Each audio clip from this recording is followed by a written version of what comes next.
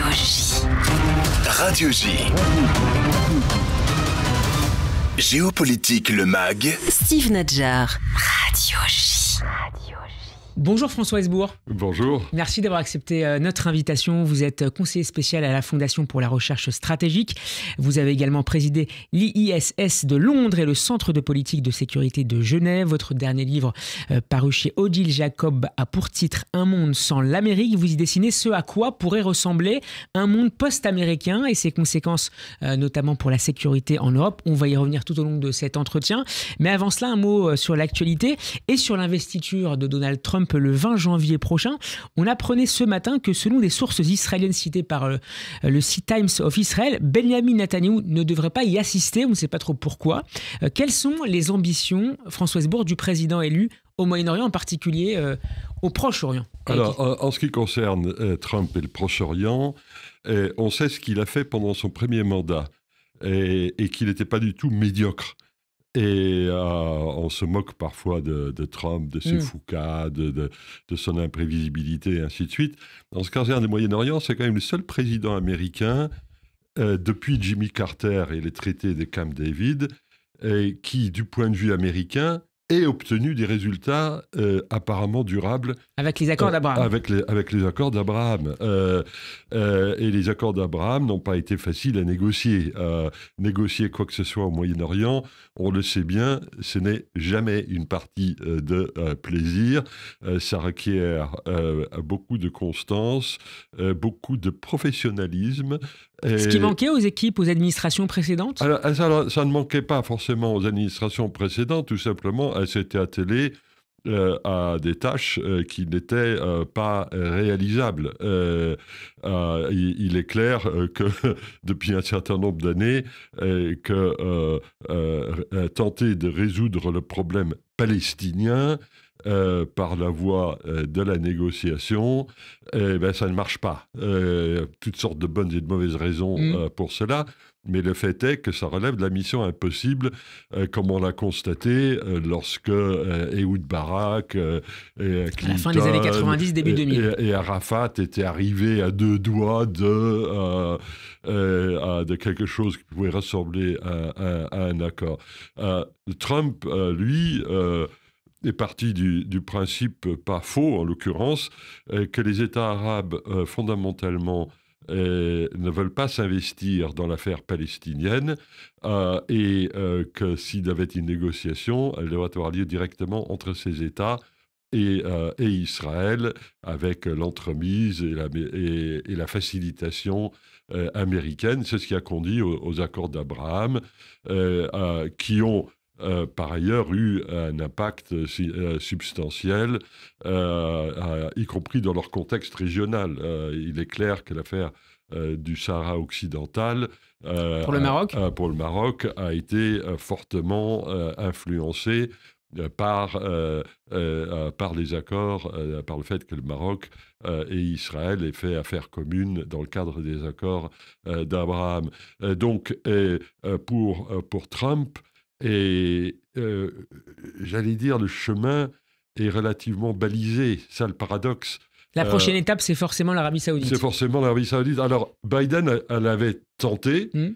Biden n'y est pas arrivé pour toutes sortes de raisons, parmi lesquelles, très vraisemblablement, d'ailleurs, le massacre du 7 octobre avec la Hamas, dont les exactions ont mis sur l'étagère toute possibilité de déboucher sur des accords d'Abraham en Arabie Saoudite. Le timing du 7 octobre, ce n'était pas simplement les 50 ans de la guerre du Kippour. Il y avait aussi des raisons géopolitiques, je pense, fortes, qui ont milité en faveur d'une opération massive du Hamas à ce moment-là. Et pour éviter également le renforcement de l'isolement régional de l'Iran? Alors, l'isolement régional de l'Iran, ça c'est paradoxalement une affaire un peu compliquée, parce que, oui, bien sûr, les États sunnites du Golfe n'ont aucune envie de voir l'Iran prospérer et fleurir. Mais d'un autre côté, les États du Golfe craignent comme la peste la guerre avec l'Iran. C'était un peu le sens aussi du rétablissement des relations diplomatiques en 2023 entre Riyad et Téhéran. Absolument. Et le paradoxe des accords d'Abraham, c'est qu'ils ont souvent été commentés à l'époque par pas mal d'experts sur le thème. C'est une façon de faire le pack contre l'Iran. Et tout d'un coup, qu'est-ce qu'on voit? On voit au contraire les accords d'Abraham comme le prélude de la normalisation des relations au moins diplomatiques entre les États sunnites du Golfe et l'Iran. Et du point de vue de Trump, c'est aussi une affaire compliquée parce que Trump, et on l'a bien vu pendant son premier mandat, ne cherche pas la guerre. Comme Biden, il a fait campagne à plusieurs reprises, dans le cas de Trump, sur le thème il faut arrêter les guerres sans fin au Moyen-Orient, les forever wars, comme on dit en anglais. Ce qui a abouti à la sortie notamment d'Afghanistan. Voilà, la sortie en catastrophe d'Afghanistan, avec la continuité d'ailleurs très forte entre la politique de Trump et la politique de Biden, puisque Biden, en quittant Kaboul, ne fait qu'appliquer les accords signés entre les Américains et les talibans à Doha pendant l'année précédente. Retrait qui avait déjà même été envisagé par Obama. Voilà. Et quand l'Iran abat un drone lourd américain, pas un petit truc, une grosse bête, Trump n'est évidemment pas très content et il finit par intervenir à la télévision en disant « J'étais à 10 minutes de bombarder l'Iran ». Mais le mot opératoire, c'était « j'étais ». C'est-à-dire, il ne l'a pas fait. Il a frappé les intérêts iraniens en dehors de l'Iran. En tuant Soleimani. À l'aéroport de Bagdad, en Irak. En Irak, il a montré qu'il savait frapper, mais il montrait en même temps qu'il ne voulait pas entrer dans une guerre face à face avec l'Iran. De ce point de vue-là, c'est une posture pas très différente de la posture israélienne jusqu'au mois d'avril dernier, quand pour la première fois, on a eu des opérations militaires directes entre l'Iran et Israël, avec les échanges de fusées et ainsi de suite. Justement, François Hesbourg, sur ce point, on a pu lire ces derniers jours dans la presse que à la fois l'administration Biden finissante, mais aussi l'équipe Trump réfléchissait, envisageait l'hypothèse d'une frappe américaine sur le territoire iranien pour stopper ou en tout cas ralentir son programme nucléaire. Ça vous semble de plus en plus crédible, d'autant plus qu'on lit par ailleurs ces derniers jours dans la presse israélienne que les Israéliens se préparent à une attaque iranienne avant l'investiture de Trump. C'est tout à fait possible. Vous aurez noté aussi que Emmanuel Macron, dans ses déclarations devant les ambassadeurs il y a quelques jours, a dit qu'on était littéralement... point de rupture, près du point de rupture, voilà, du point de rupture. C'était ça l'expression qu'il a employée. L'Iran... si vous êtes un stratège iranien, en ce moment, vous devez être sacrément tenté de franchir le pas nucléaire. Vous avez perdu vos positions en Syrie, vous avez perdu cet atout stratégique extraordinaire qu'était le Hezbollah, vous avez montré que vous étiez totalement nul dans la guerre des fusées. Si vous êtes iranien, vous vous dites bon Dieu, je ne vais pas finir comme Kadhafi. Parce que l'idée, c'est aussi de sanctuariser le régime, de lui assurer une pérennité. Je pense qu'un peu comme en Corée du Nord. L'option nord-coréenne doit faire partie de la discussion à Téhéran aujourd'hui. Alors évidemment, il y a un petit risque qui n'est pas si petit que ça, c'est précisément que l'Iran soit stoppé dans son dernier élan vers le nucléaire par une frappe américaine, israélienne ou israélo-américaine. Donc moi, je prends au sérieux ces bruits-là. Mais il est vrai aussi que l'Iran est un grand et vieux pays, pour parler comme un Villepin, est un grand et vieux pays qui n'est pas... qui sait prendre son temps. Il n'est pas évident pour moi que les Iraniens feront la prise de risque ultime que je viens d'évoquer. Quelles seraient leurs autres options Les autres options, c'est de faire semblant de discuter, de faire semblant de ne pas franchir le seuil, de s'en approcher encore un petit peu plus. C'est un peu la voie proposée par le nouveau président Pezeshkian depuis son élection. Absolument, mais ce n'est pas lui qui décide. Oui. C'est le guide, c'est Khamenei.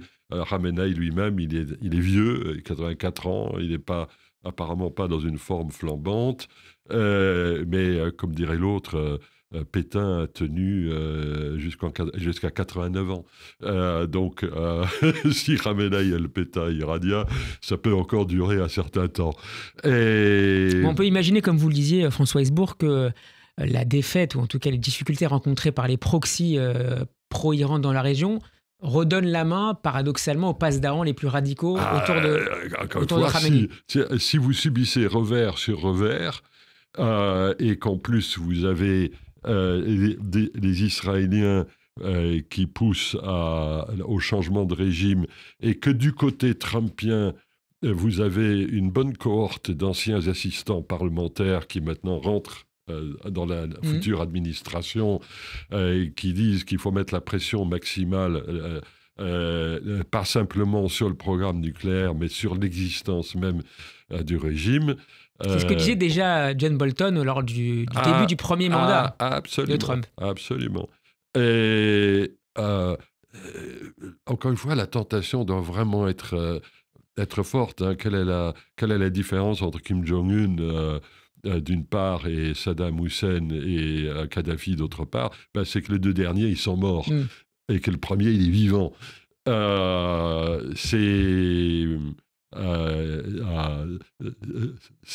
Cette affaire-là, il va falloir la suivre comme le petit lait sur le feu. Hein. C'est les alarmes qui viennent de Washington ou de Paris, et bien sûr de Jérusalem, doivent être prises au sérieux. François Hesbourg, vous suivez depuis longtemps cette question iranienne. Vous avez d'ailleurs écrit un livre que j'ai lu à l'époque, lorsque j'étais étudiant de Bouton. Je crois que c'était Iran demain la guerre. Non, le choix des armes. Les choix des armes, c'était il y a quasiment 15-20 ans. 18 ans. Ouais, j'étais étudiant à la faculté à l'époque. Je m'en souviens parfaitement. Est-ce que vous pensez qu'on a raté parfois certains moments où il aurait été plus facile d'agir contre l'Iran et de retarder? Alors, il y a eu beaucoup d'opérations, notamment Stuxnet, attaque cyber fameuse américaine ou américano-israélienne en 2010. Qu'il y a eu des moments comme ça où il aurait fallu aller plus loin? Je pense qu'il y a eu un moment pivot à la fin de la première décennie du siècle, donc genre 2009-2010, où les Iraniens étaient sortis de la négo, donc il n'y avait pas de négociations à protéger en quelque sorte, et où le programme iranien était en train de prospérer et de fleurir. Et les Israéliens avaient fortement réfléchi à la possibilité d'une frappe, mais qui n'était réalisable à l'époque qu'avec l'accord des Américains, et au plan opérationnel, puisque l'Irak était entièrement occupé par les US à l'époque, et au plan pratique, puisqu'un certain nombre d'armes, notamment les plus grosses bombes, celles qui Bunker Buster, les fameux. Voilà, les fameux Moab.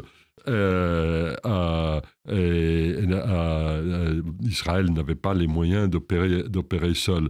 Il y a eu un débat très vif en Israël même, mais à partir à l'époque, je crois que c'était Netanyahou et Barak comme ministre de la Défense.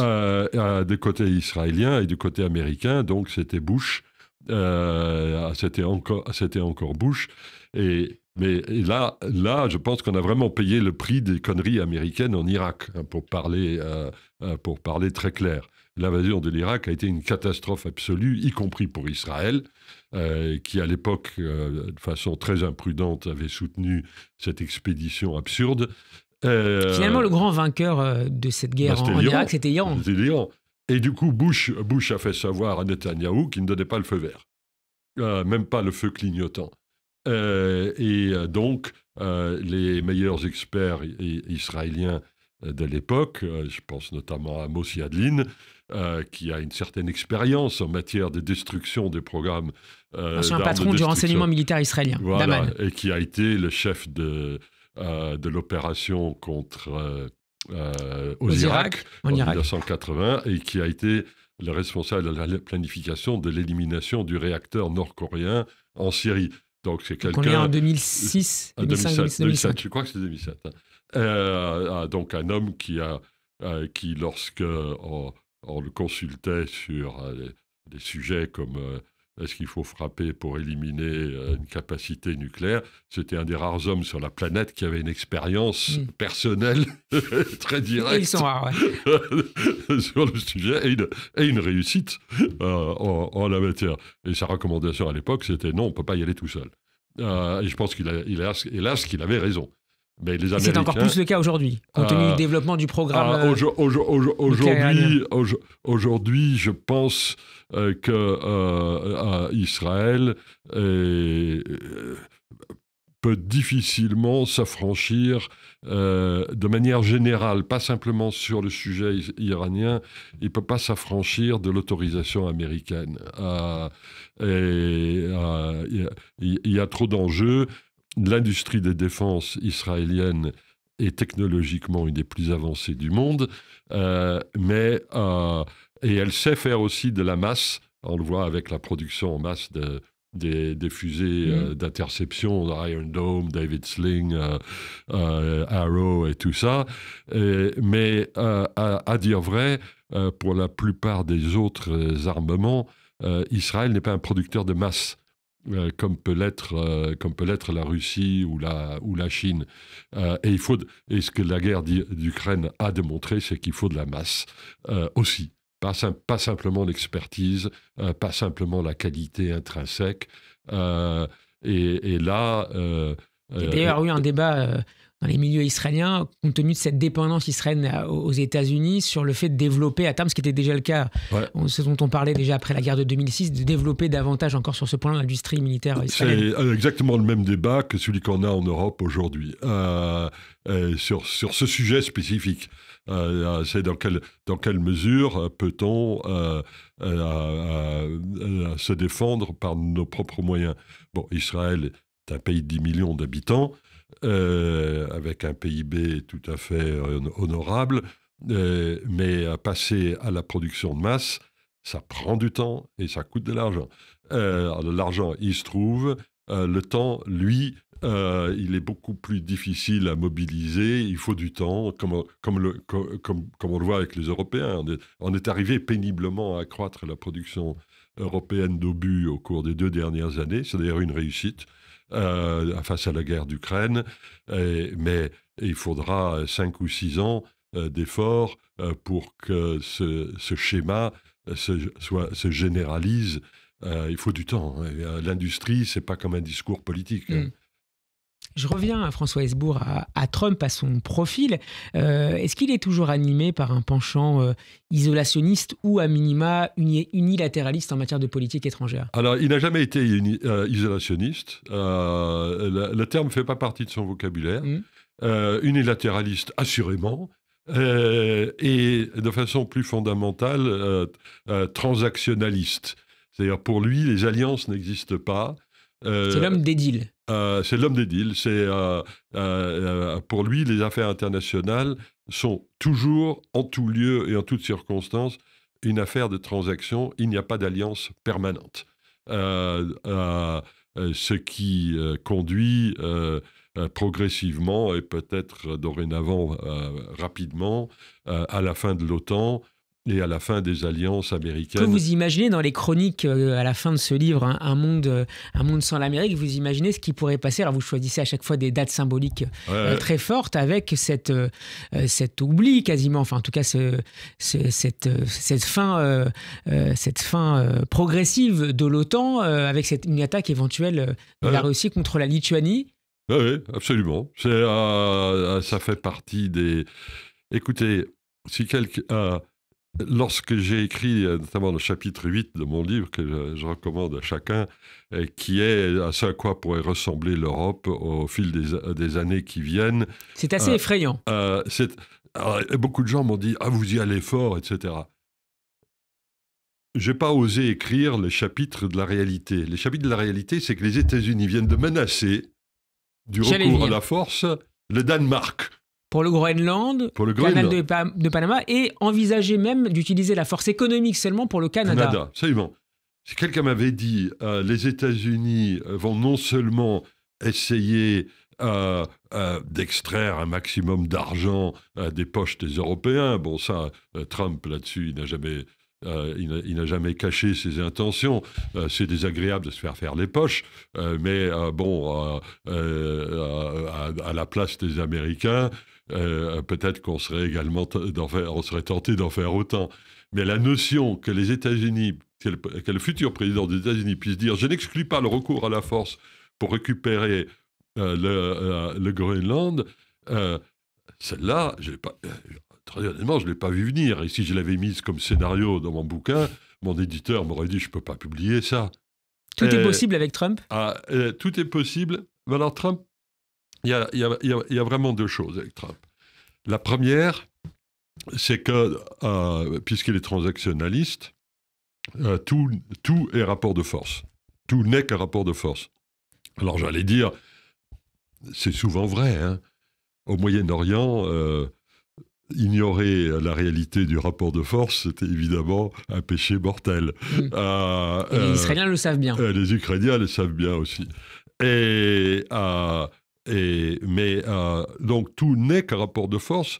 Donc même si le Danemark est un pays plus pro-américain, tu meurs.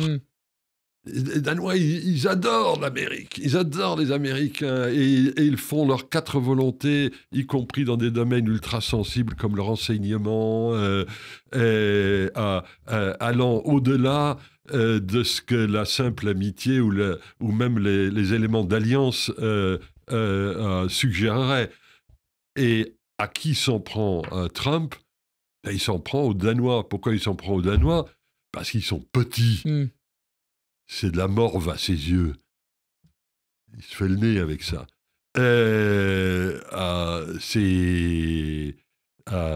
Ça, c'est Trump. Et là, on ne le changera pas. Et la deuxième chose... j'allais dire... Les Européens ont dit hier, on ne laissera pas Trump faire. Est-ce qu'ils ont les moyens, justement, parce qu'on parlait de force et de rapports de force, de s'y opposer en ce qui concerne le Groenland, la réponse courte est non. Il n'y a pas les moyens de s'y opposer. Militairement, sûrement pas. D'autant plus, c'est là où l'affaire devient franchement farce. Les États-Unis sont militairement présents au Groenland. La base qui a changé de nom récemment, mais j'utilise toujours l'ancien nom qui est plus connu, qui est Thule, la grande base dans le nord du Groenland. Elle est là depuis 70 ans. C'est une énorme base, c'est un truc très important. Les Américains, ils sont chez eux. Il n'y a pas... lorsque Trump parle d'impératif de la sécurité nationale, on se demande de quoi il parle. Si vous êtes Danois, vous ne comprenez pas très bien de quoi il cause. À propos du Canada, je le cite, c'était lors de sa conférence de presse en Floride mardi, le Canada et les États-Unis, ce serait vraiment quelque chose.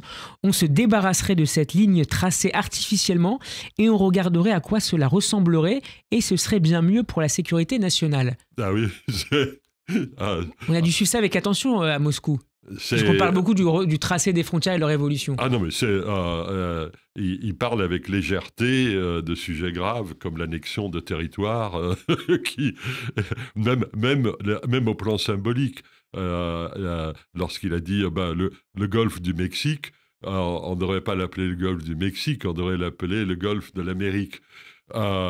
Dès ce matin, la présidente du Mexique a dit nous, on va appeler la partie occidentale des États-Unis, on va l'appeler l'Amérique mexicaine, puisque le Mexique était le possesseur de cette partie de l'Amérique jusqu'en 1848, quand les Américains sont venus leur prendre de force.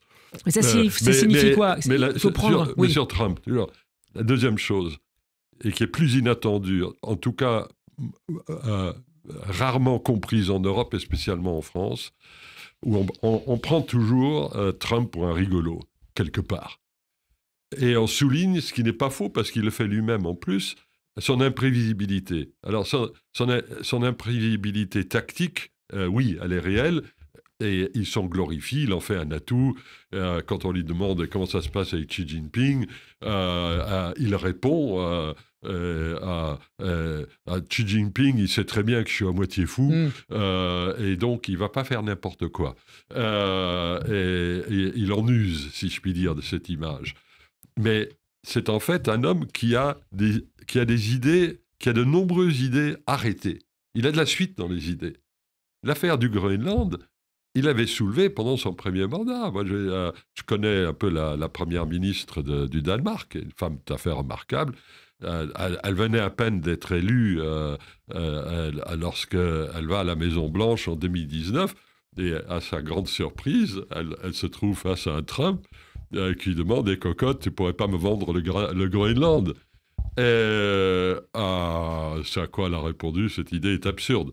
Le problème, c'est que Trump n'a pas du tout perdu de vue cette idée. Et maintenant, il la reprend, sauf que comme il sait qu'il n'y aura pas de deal, il essaye d'utiliser l'extorsion mafieuse.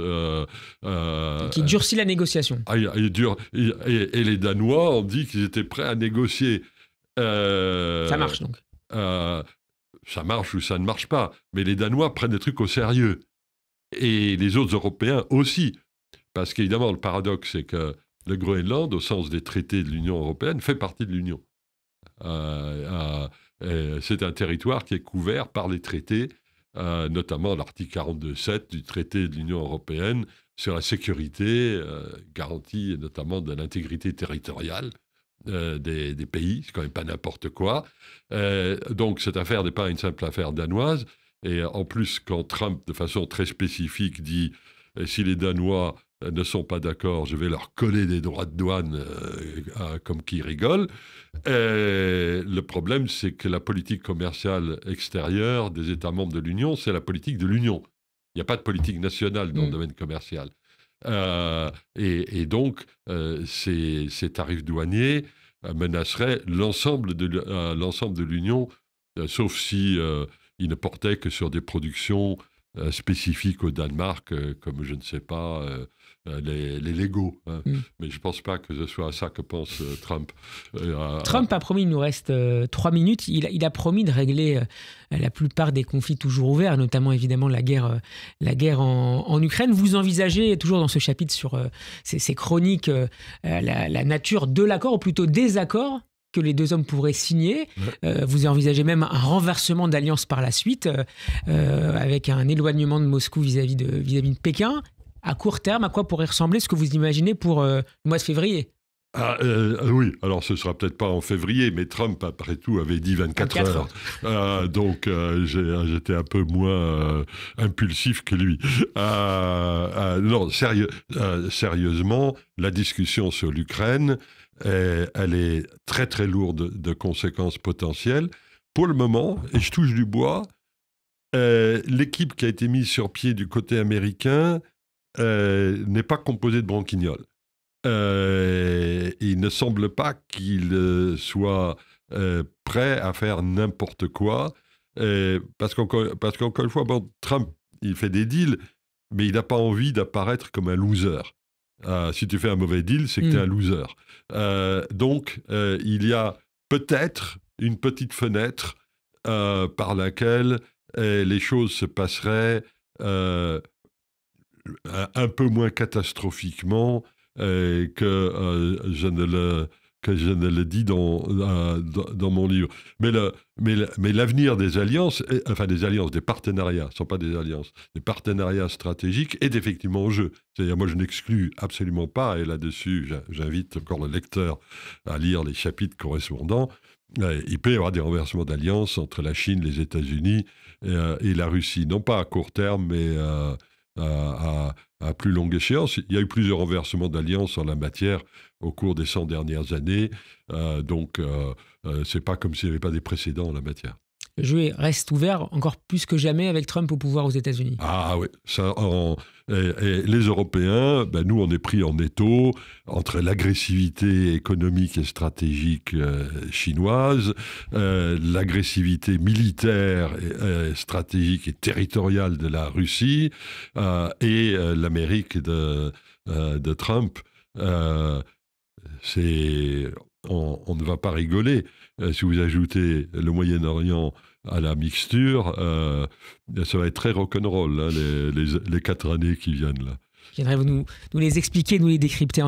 Merci beaucoup François Hesbourg d'avoir été avec nous dans Géopolitique Le MAG. Je rappelle le titre de votre nouveau livre, Un monde sans l'Amérique, c'est publié aux éditions Odile Jacob et j'en recommande très chaudement la lecture. À très bientôt sur Radio J. Merci à vous et bon courage.